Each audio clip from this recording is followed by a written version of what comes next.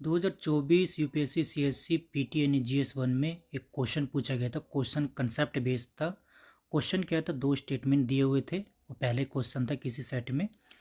Question ये था, पहला स्टेटमेंट ये था कि जो पार्थिव विकिरण है वो जो सूर्य के आगामी विकिरण की तुलना में वायुमंडल को कम गर्म करती है।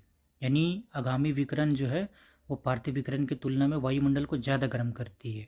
दूसरा स्टेटमेंट था कि जो पार्थिव विकिरण है और जो ग्रीन हाउस गैसेस है, तो ग्रीन हाउस गैसेस पार्थिव विकिरण के अच्छे अवशोषक है। तो बताना था क्या दोनों सही हैं स्टेटमेंट, ये दोनों गलत है, इनमें से कोई एक सही है।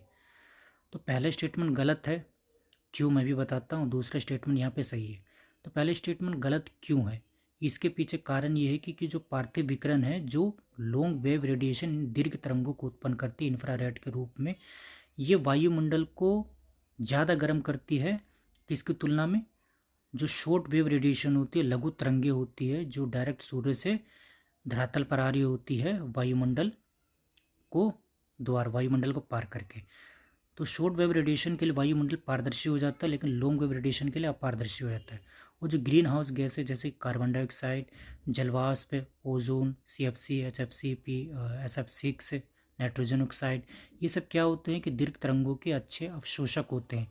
इसीलिए जो लॉन्ग वेव रेडिएशन है वो वायुमंडल को ज़्यादा गर्म करता है किसकी तुलना में, शॉर्ट वेव रेडिएशन की तुलना में।